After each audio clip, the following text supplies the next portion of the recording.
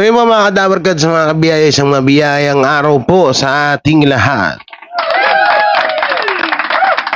So ito po, may panibago reaction video tayo. Ito mapatungkol na naman ulit sa lubid issue or lubid joke ni Joey De Leon na Henyo Master na may isa pong sikat. Tutusin sikat to kasi kilala talaga to rin eh. Kilala din tong vlogger na to. Isang malaking channel or malaking followers na isang influencer ang nagreaction sa tutusin nung una pa nire-reaction niya na ang PBJ, tapos yung issue din kay Vice Ganda, yung sizing, pero mapapansin nyo na wala siyang masyadong sinasabi dun sa icing. Pero pagdating sa Tito Vic and Joey, lagi siyang may, alam nyo yun, may pitik. Lagi siyang may pitik, lagi siyang may pahaging, no? At ito lang ang pinakamahirap dito sa vlogger na to ay hindi siya nag-research.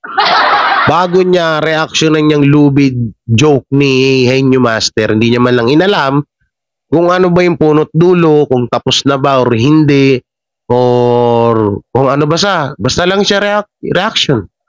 Basta lang siya nag-react. Kaya ito, re-reactionan kita ngayon. Dahil may napansin kaming mali sa mga sinasabi mo. Kaya eto, bala, sorry ka na lang. Pero tutusin, lagi kong pinapanood to kasi natutuwa ako sa kanya. Pero dito, laglag siya. Dito mo makikita yung mga vlogger na against sa TBJ. Kahit hindi nila hindi nila nire-rect ang sinasabi, pero may mapapansin talaga sa kanila. So yung mga kadabarkads, bago natin ito simulan, huwag niyo pong kalimutan na mag-like, share, comment, and subscribe sa ating YouTube channel.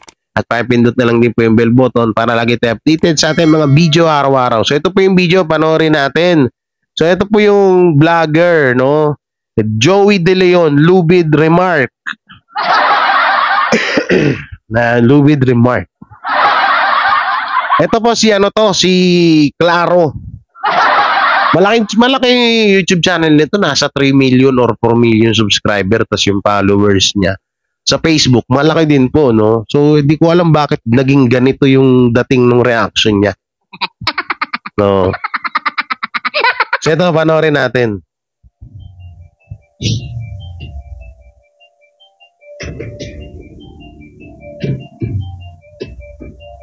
Pakinggan nyo maigi, ha?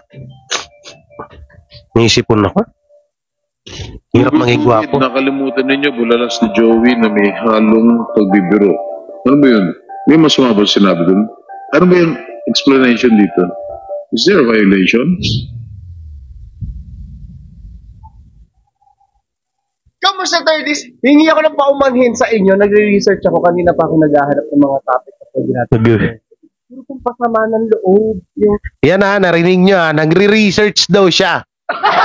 Pero makikita nyo dun sa video mamaya na mapaghahalataan mong hindi siya nag-research. Mga nakikita ko ngayong araw. Pero pampabigat ng damdamin. Pampabigat, ha? So, ayun, gusto ko lang mag-sorry sa inyo. Pero ang gandang discussion ng lahat ng mga makukover natin ngayong araw, ha? Anyways, bago natin pag-usapan yung mga yan, mag-like, set up notification. Naku, nag-promote pa nga.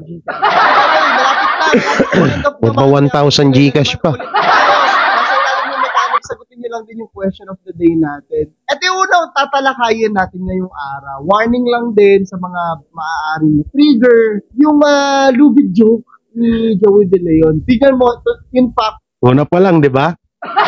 Kasintabi na daw sa maaaring matrigger dahil dito sa Joey De Leon lubid joke. Nag-research ka pa niyan, ha? si Rendon Labador nagising sa pagkakahimlay. Sabi niya, Joey, pasalamat ka, wala na ako sa Facebook. Nakalusot ka ngayon. May palabas kasi sa may segment pala dun sa PAP kung saan nag-joke itong si Joey De Leon ulit. Parang yung mga nilalagay daw sa loob. Sabi niya, limited daw. Maraming nagalit, kagaya na lamang nito, no, na sinadya siguro ni Joey dahil alam niya na hindi sila sisitahin ng NTRCB. For sure, bias yan. NTRCB pa ba? Ang inang kalokohan daw yan. Dahil dito rin, naungkat, no, na parang hindi natuto si Joey De Leon dun sa issue niya before. Naalala ko to, na-reactan ko to, sobrang triggered din ako. Yung sabi niya na yung depression, gawa-gawa lang ng tao yan, gawa-gawa lang nila sa sarili nila yan. Nakakalungkot lang din, no? Di ba? Na-trigger daw siya doon sa sinabi noon ni Enyo Master. Ito na lang kasi ang tanong dyan. Klaro, ito tanong dyan. Total, matagal ka na influencer. Dapat alam mo to eh. Sayang, idol pa naman kita. Pero dito, bagsak ka. Inung unang reaction mo sa TBJ, lalo na kay, sino ba ni-reactionin niya? Ayun nga, sa TBJ, hindi ako masyadong, inayaan ko lang siya, sabi ko, sige, isa pa siguro, baka mamaya nagkakamali lang. So dito, narinig nyo na yung dating issue ni Joey De Leon na medyo nakakalungkot daw. Bakit ka nalungkot? Ulitin natin sinabi niya. Ulitin natin. No, na parang hindi natuto si Joey De Leon dun sa issue niya before. Naalala ko to, na-react ko to, sobrang triggered din ako. Yung sabi niya na yung depression, gawa-gawa lang ng tao yan, gawa-gawa lang nila sa sarili nila yan. Nakakalungkot lang din, no? Anyway, Diba? Nakakalungkot lang din. Hindi mo ba alam, Claro III, na yung issue na yun ay tapos na at nangingi nga ng kapatawaran na si Henyo Master, si Henyo Joey De Leon? Hindi mo ba alam yun? Akala ko ba nag-research ka? Nangingi na siya ng kapatawaran doon. Dapat, ang ginawa mo kasi dito, hindi mo na ang hirap kasi sa inyo, yan ang hirap sa inyo mga vlogger, mga kapwa namin, vlogger din ako. Oh, ang hirap sa inyo, magre-reaction kayo, tapos, ibabalik nyo pa rin yung sinang-unang issue. Para, kahit hindi nyo sabihin sa mga video nyo, uy, mali itong ginagawa ni Joey, uy, may mali dito. Dapat i-bash talaga ng netizen to. Kahit hindi nyo sinasabi yon, alam namin ng mga TBJ Defender na yun na yung pinupunto nyo sa mga video nyo. Tapos sasabihin mo, hindi pa natuto. Ibig sabihin, naniniwala ka nga na mali yung ginawa ni Henyo Master. Anak ng teting ko. Ay, hindi ko alam kung part ng LGBT to, si Claro, pero may konting pitik siya eh. May konting pitik siya sa, siguro baka part or bisexual siya, si Claro III. Hindi natin alam yan. No? Naalata ko lang medyo may mga mainhin din naman na pero tunay na lalaki. May mainhin naman na alam nyo na. No, but, disclaimer, hindi ako again sa LGBT ha. Yung iba lang dyan, wala talaga sa ayos. Pero dito kasi, pwede mo kasing gawin na reaction yung ngayon na issue ni Joey De Leon. Kaso bakit mo pa kailangan ibalik yung dati pang nangyaring issue at sasabihin mo, hindi pa natuto si Joey De Leon dito? At rinig nyo naman, di ba? Na sinabi niya na na-trigger nga daw siya dun sa sinabi ni Henyo Master. Bakit mga Diyos ba kayo? Hindi nyo kaya magpatawad? Nangingina ng kapatawaran yung tao. Dun nga nasabi ni Henyo Master na alam nyo, para sa akin wala talagang para sa akin ang akala ko wala lang yung joke ko na yun, pero hindi ko alam na napakalaking impact pala nun. At doon nagising sa Henyo Master at kaagad na nanghingi siya ng kapatawaran sa mga netizen na mga nasaktan niya dun sa sinabi niya at kay Maine Mendoza. Pero ngayon, bakit paulit-ulit niyong ibinabalik yung issue na tapos na? Pwede naman kayo mag-reaction sa lubid. Joke. O, sige, sabihin na natin. Pero yung ibabalik niyo pa yung dating issue, parang katarantaduhan naman yun. Parang kabubuhan ba? Turingan laki-laki ng mga channel nyo, ganito yung utak nyo. Kaya lang din natin yung mga pero dahil dyan, ang dami na nga naman ng mga naungkat. Mamaya di-discuss din natin yung MPRCB at kung ano nangyari dun sa It's Showtime. Dahil nadamay na naman ulit to, parang ang dami ng issues nga na hindi napapansin. Ako tatanungin ha. Yan ha. Ang dami daw issues na hindi napapansin ng MTRCB. Wala na. Ano to? Para sa akin, panig to ng It's Showtime.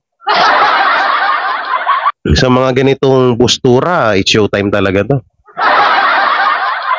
Pero mo, inusgahan mo agad ang MTRCB. Hindi ka kasi nagre-research. Mag-research ka. Alam mo yung minsan yung mga malalaking vlogger, mga malalaking followers, malalaking subscriber, feeling nila sila okay lahat yung ginagawa nila. Feeling nila napaka-perfecto na nilang vlogger. Hindi nila iniisip na katulad nito, hindi man lang nagre-research. Paano mo ngayon, paano mo masasabi sa amin na napapansin mo na hindi nga pantay ang pagpataw ng MTRCB sa mga noontime show? Paano mo ngayon sa amin may explain yan? Dapat may explanation ka yan. O ganito, ganyan. O bakit? Hindi mo ba alam na sandamakmak na ang penalty or penalty violation ng It's Showtime? Papaalala ko ulit sa'yo, baka sakaling mapanood mo to, no? Baka sakaling may magpanood sa'yo nito at mapanood mo tong video ko, hindi lang sa icing incident kaya sila napatawan, ha?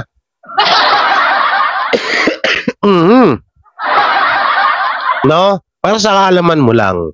Ulitin natin yung sinabi niya, baka masabi, baka nagkamali lang tayo. Tingnan na lang din natin yung mga mangyayari. Pero dahil dyan, ang dami na naman ng mga naungkat. Mamaya di-discuss din natin yung MPRCB at kung ano nangyari doon sa It's Showtime. Dahil nadamay na naman ulit to. Parang ang daming ang issues nga na hindi napapansin. Ako kung ako'y tatanungin pwede kayong magalit sa akin kung gusto nyo magalit sa akin. Pero parang ano na talaga. Alam niyo yung conflict of interest.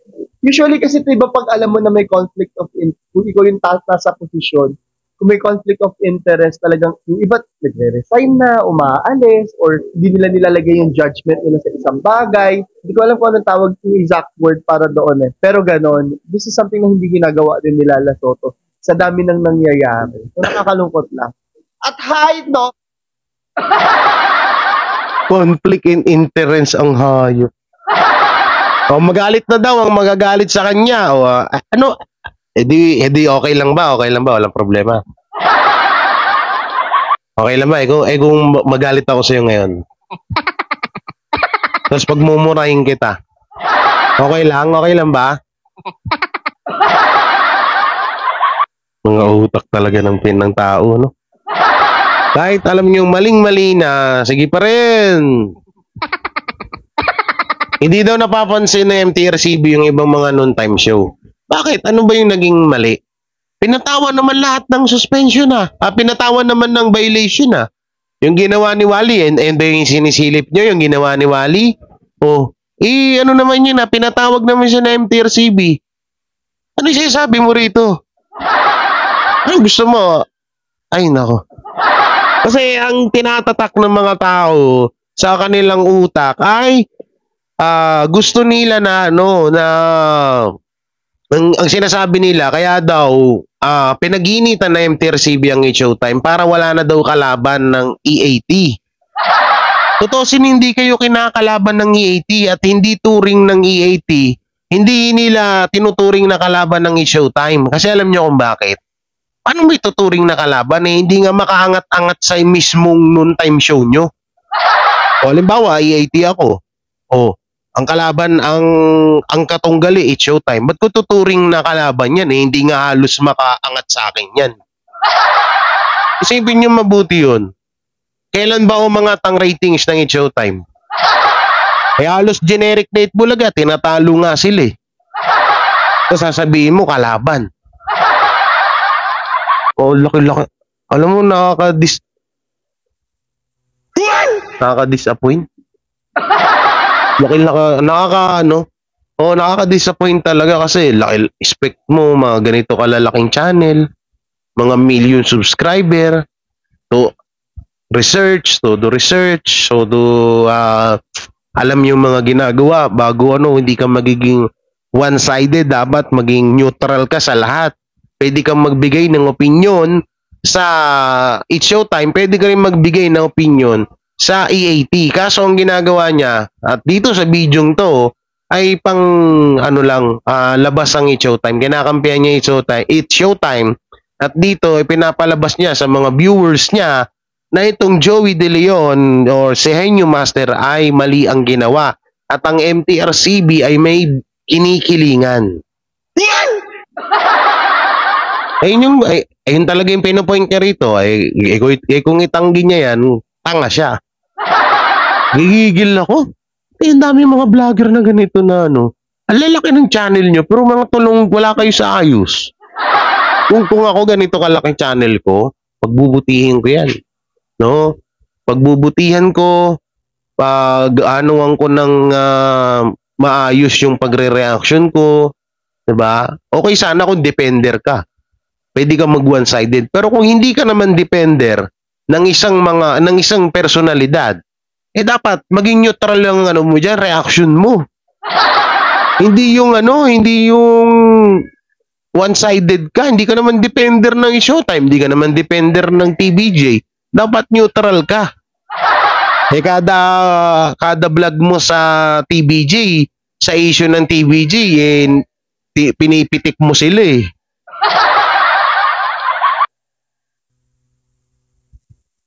So ito, panoorin po natin, no, mga Double Cards. Tuloy na natin yung pinagsasabi nito. Wala. Tanungin din natin yung mga nanonood din sa atin ngayon. If this is something, kung kayo yung tatanong, is this something na dapat nating makita sa TV? At nalalaman na natin, alam na natin yung mga pwede at hindi, no? Ako talaga personally triggered ako.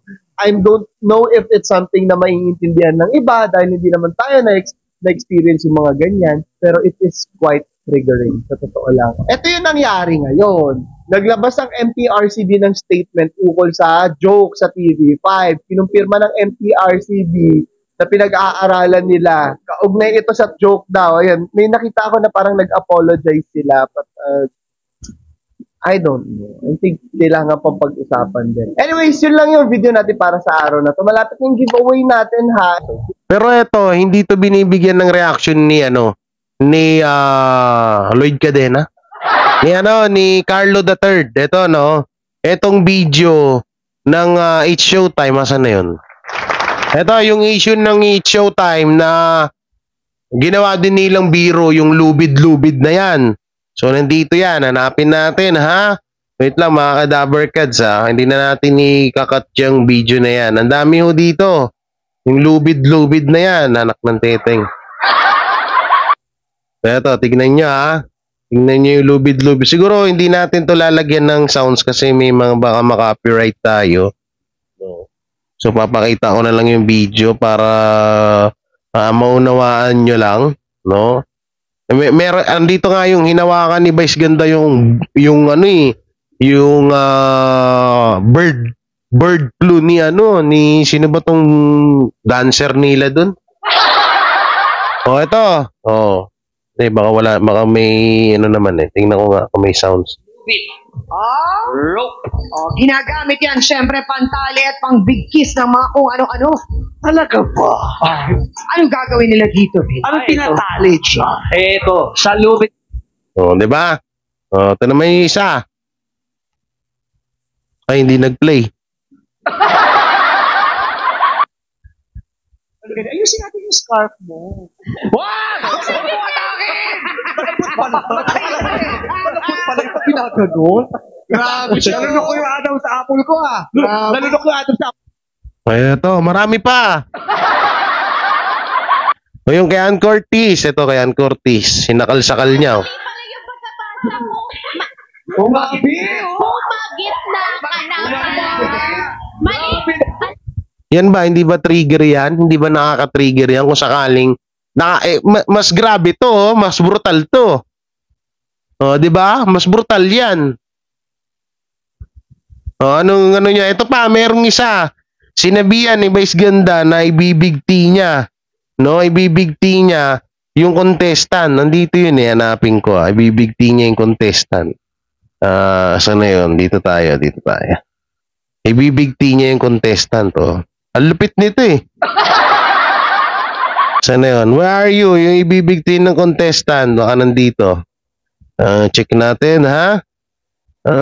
Ganda yun eh. Ako loading. Ito. Ito, pakinggan nyo, ha? Nakakatawa, te. Masaya mo, ha? Gusto mo bigtinta nito? Nanggigigil ako sa'yo. Si Danay, ito ayun o. Ulo, ito si Danay o. Gusto mo bigtiin kita nito? Nakakatawa, te. Ang saya mo, ah. Gusto mo bigtinta nito? Nanggigigil ako sa'yo. Si Danay, ito ayun o. Ulo, ito si Danay o. Minura pa. Minura pa, narinig nyo yun ha. Sira ulo to, sabi niya.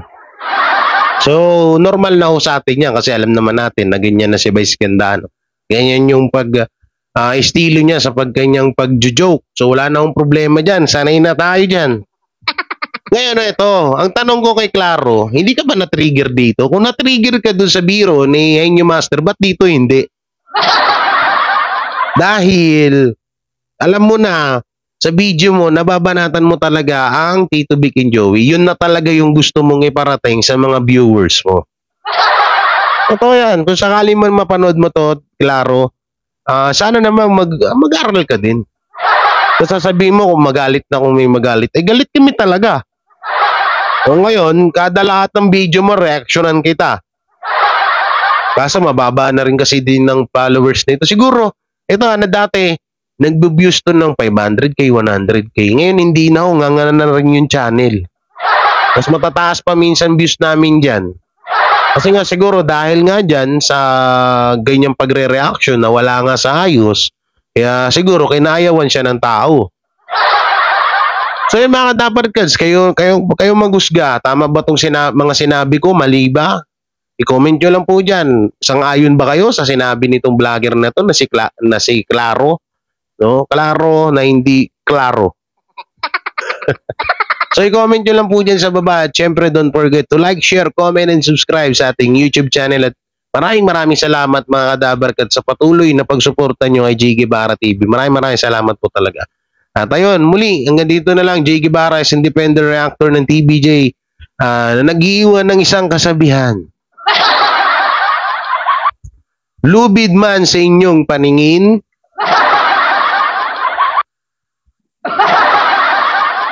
nakakasakal pa rin. Baka ma-trigger kayo ha. Sabihin, ginawang joke yung lubid. Ginawang kasabihan yung lubid. Maraming kasabihan sa lubid. Baka hindi nyo alam. Mag-research kayo para malaman nyo. So, ingat pa palagi and God bless and peace. Bye-bye.